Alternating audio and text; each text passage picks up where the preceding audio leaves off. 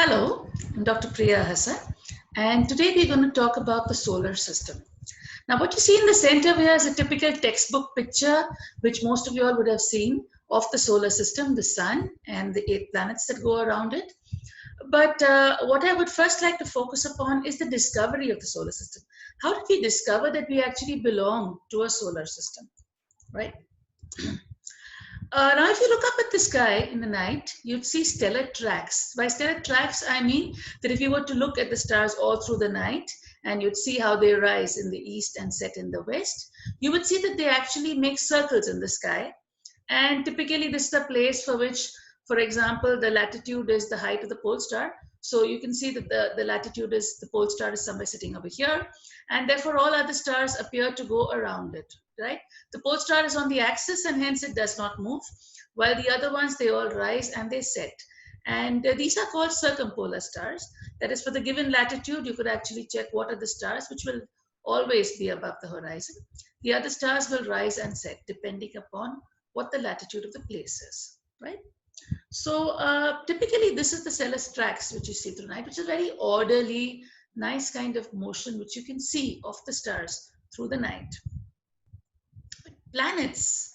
Planets were these weird characters which were there in the sky. For example, you have Jupiter, Saturn, Mars, Jupiter, Saturn, Mars, Venus. These are things which we can easily see with our naked eye. And what people noticed is that these planets, they did not move like the way the stars moved, right? The stars moved in a very orderly fashion, but the planets, for some strange reason, they moved in a much more crazy way. And therefore, they were called the wanderers because they did not follow the normal pattern of the stars. They were actually wandering. So sometimes you had a planet which actually made, if you looked at it all through, different days, you would see it moves like this, and then it goes back, and then it goes forth. So you could have planets which actually did this kind of a motion where they came ahead and they went behind and looped, or they went in this zigzag kind of manner. So the motion of planets was far more difficult to understand, and therefore they were called the wanderers. So here also I have an image where here you can see this is the movement of Neptune, Mercury, Uranus, and you can see all of them are moving some kind of path over here where it's looped around over here, and you had this kind of strange behavior of planets. One indicator of this was that the planets are close to us, right? And therefore, the ancients were quite good at actually measuring the distances to planets and actually defining which of the objects which were the closest to ours, right? And so you had people thought that there was something called the music of the spheres, right? So Pythagoras was the first one who actually promoted this idea, because he actually discovered that depending on the length of string, you could have different frequencies, and then your harmonics would all be integer multiples of the length of the string of a certain frequency, right? And therefore, all of these planets you can see over here belong to certain, he actually gave them certain musical notes. And these basically musical notes are mathematical things in the sense of the integer numbers. So he said that you had all the planets going around in this is the Earth, obviously, in the center, and you had all the planets going around in perfect spheres. Now, these perfect spheres, because they came back and forth, they actually did some kind of a movement, which was a loopy kind of a movement. However, the sizes of these spheres actually followed a certain pattern, right? And that was the great idea of Pythagoras, also followed by Plato, etc., that there was a musical harmony which was created by the planets, right? This very beautiful idea, which, so here I have listing it again, where here you can see that in the Ptolemaic system, if here you have the Earth in the center, they did realize that the moon was the closest, then you had Mercury, Venus, etc., and all of them going around the Earth. But because of the back and forth movement, you actually had to have something called a deferent, which was the orbit in principle, and then you had epicycles where it came, towards and away, which was used to actually explain why these planets have this kind of a wandering behavior, which actually made this beautiful theory quite messy because of the epicycles and the deferents, right? And finally, to simplify the complicated picture, which Pythagoras, the theory of geocentricity was there, you actually had a solution to it by Copernicus, where he actually gave the heliocentric theory, where Sol or the sun was in the center. And then you had all these other planets which actually went around it, right? And if you had this kind of a picture of the solar system, then you did not require all these epicycles and all this kind of motion of planets to explain their observations. So here you can see over here in the Copernican picture, here's the sun, and let's say the blue planet is the Earth, and this is Mars, the red planet. And for example, if you can see, as the Earth passes, right, it passes over here. So when it's going through 1 to 5, you can see here Mars is leading, and then in 5, Mars is back, right? So therefore, if you had such a kind of a orbit, this could actually explain why from the Earth, when you look at this kind of a thing, the Earth and Mars are both going around the sun. But while you're looking from the Earth, you would have cases where Mars is ahead of us or Mars is behind us, which actually explains for the kind of retrograde or prograde motion we saw for the planets, right? And so Copernicus theory very beautifully explained the motion of the planets, and in the heliocentric this thing, which actually proved that the simplest application, that is the simplest model, was where we actually took the heliocentric theory. That's exactly where everything fit in the best. Now Kepler took the heliocentric theory forward, and he still liked the idea of the music of the spheres, and therefore he thought of it as you have the spheres, which actually are geometric regions, which have planetary orbits, and there were some kind of rotating orbs around which all the planets went, right?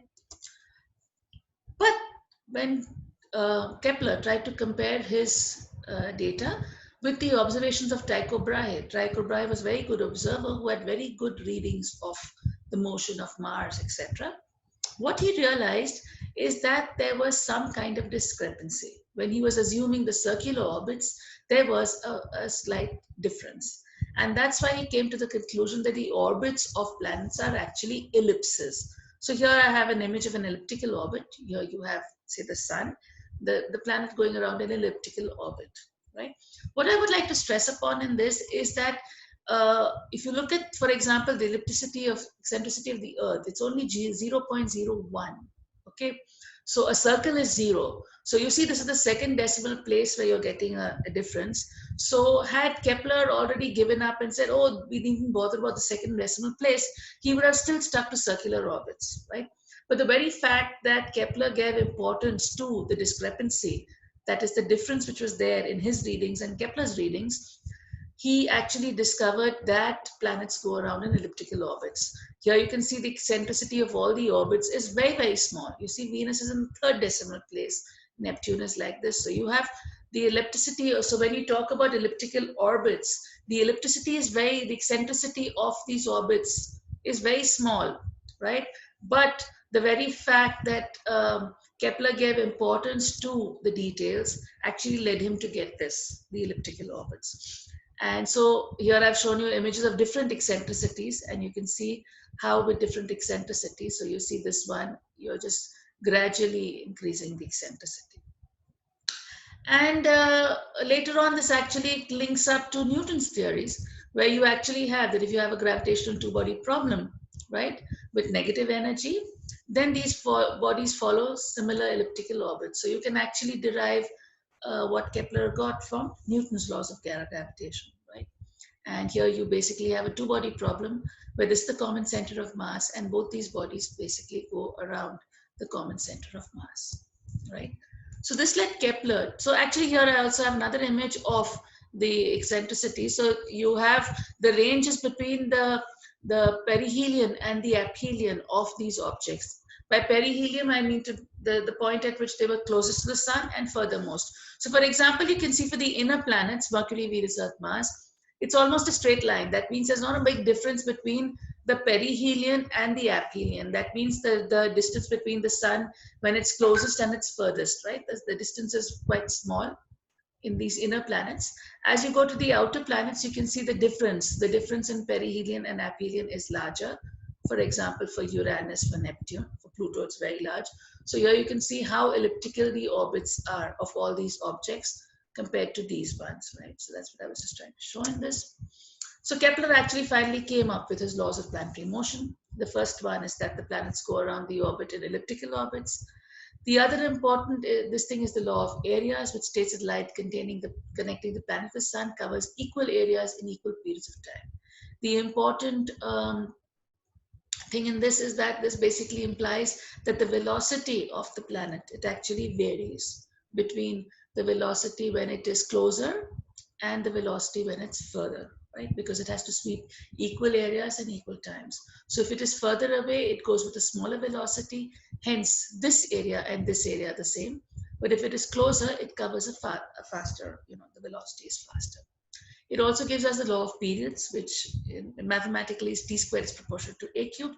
That means the square of the period is proportional to the cube of the distance between the sun, right? So these are Kepler's laws of planetary motion, which he derived using the observations.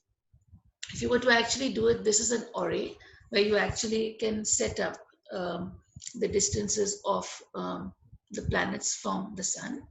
And this is, if it were to actually be built to scale, Mercury would be just 1 millimeter in diameter, the sun would be 30 centimeters, and the distance between the other ones would be further, much, much further away. You can't see this.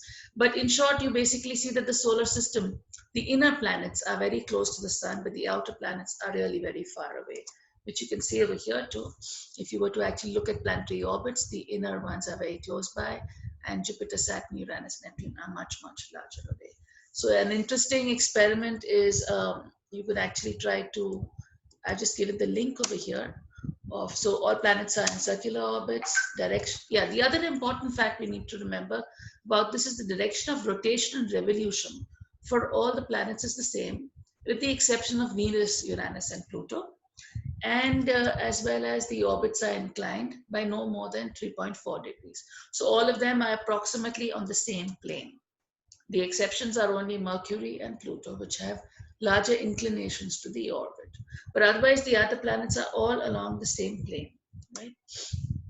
This is a very nice, this thing, which you can, when I shared the video, you can have a look at this thing, where they've actually showed a scale model of the solar system, and you'd be quite shocked to see the distances between planets. The distance in planets is quite large. Now, what else do we know about our solar system? There are typically two kinds of planets. The inner planets, or the terrestrial or the Earth-like planets, are Mercury, Venus, and Earth. And the outer planets are the Jovian planets, which are like Jupiter, Jupiter-like, which are Jupiter, Saturn, Uranus, Neptune. These are the outer planets, which are quite different from the terrestrial ones. So the terrestrial planets, if we see, like I said, that the four inner ones, they're smaller in size and in mass, where Earth is the largest, most massive. They basically have rocky surfaces. When we look at Venus, we cannot see the surface of Venus. Basically, it has dense cloud cover. And these planets actually have craters, right? Like the craters you see on the moon. So you have a lot of impacts which are there on these. So this is a close image of Mercury, similar to the moon, where you can actually see these kind of things. The Jovian planets, the outer planets, are gaseous planets, and hence they do not have solid surfaces. And therefore, obviously, you don't see craters on the outer planets because they are gaseous. But the inner ones actually have an imprint of the amount of impacts that have come on it. So the Jovian planets are here: Jupiter, Uranus, Neptune, Saturn. And you can, for example, on Jupiter, you can see the great red spot, which is a storm which is happening on the surface of Jupiter. And the size of it is much larger than that of the planets put together. Saturn is also very beautiful to see through a telescope, basically because the rings of Saturn are very beautiful. And the Jovian planets are much larger in mass and size than terrestrial planets. They have a lower average density. If you had a big enough tub, you could actually make Saturn float. Okay, the density of Saturn is less than the density of water itself. And all of them actually have rings. The other ones, rings are very thin, hence we cannot see it too well, but all of them have rings. And they're basically gas and no solid surface. The solar system also has comets, which are icy nucleus, which evaporates and gets blown into space by solar wind. And off and on, we do have comets which visit our solar system, which visit the Earth too, which can be seen off and on. And most of these comets have very highly elliptical orbits. So they only occasionally, they have large time periods when they actually come close to the sun. Meteoroids are also small dust grains which are there throughout the solar system. If they collide with the Earth, they evaporate in the atmosphere because of friction. And this is what we basically call shooting stars. So often in the night, you'd see a streak of light which comes in the sky. And that's basically because of meteorites, a sudden flash of light, right? And the age of the solar system. We also have an idea of the age of the solar system, where sun and the planets, they have approximately the same age. And how do we find out the ages? We find it out basically through a method which is called radioactive dating. So basically, radioactive dating is based on a principle that, supposing if you start with a mineral which has a certain amount of radioactive atoms, the red ones, right, which decay into daughter atoms which are called, which are blue ones, right? So what's typically done is that, assuming that initially you started only with the parent or the mother atoms, the red atoms, then we actually take rock samples where we actually check the proportion or the percentage of the radioactive atoms with the, you know, the daughter radioactive ones to the mother ones, and we can use that to actually find out the life, because all these radioactive materials have what are called half-lives. That means they are alive for a, they take a certain amount for their decay. And therefore, assuming this, we can find out, if you have a sample which has this many daughter nuclei, we actually can find out the age of the rock sample.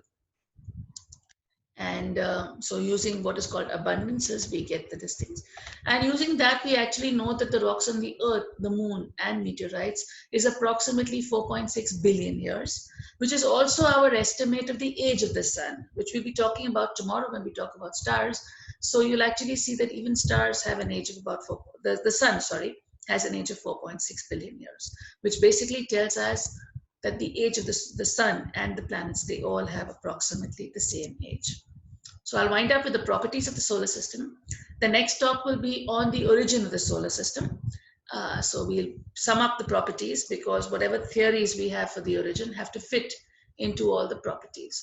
So what do we know of the solar system? That it has a disc-like shape. All this, the solar system is approximately 5 billion years old. The planetary orbits are coplanar. They have approximately, with a few exceptions, they have the same direction of rotation and revolution. There are two planetary types, the inner ones, which are metal-rich and small, the outer ones, which are gas-rich and large. Some planets have rings, all the outer planets have rings. And we also have a certain amount of debris in our solar system, which is made up of comets, asteroids, and the common age. So there are some exceptions to the rules I've mentioned. Like I said, Mercury and Pluto have larger orbital eccentricities. Uranus and Pluto seem to have tilted rotational axes. Venus rotates backwards. Earth has a large moon, too large for normal moons, and Pluto has a moon as big as itself, right? So those are some of the exceptions, but these are the important things we take home. We're going to take when we are going to talk about the next thing, which is going to be the origin of the solar system. So whatever theories we have for the origin have obviously got to satisfy all the properties that we just listed of the solar system in the previous slide, right? So I'll wind up with this, and we'll have our next talk, which will be on the origin of the solar system.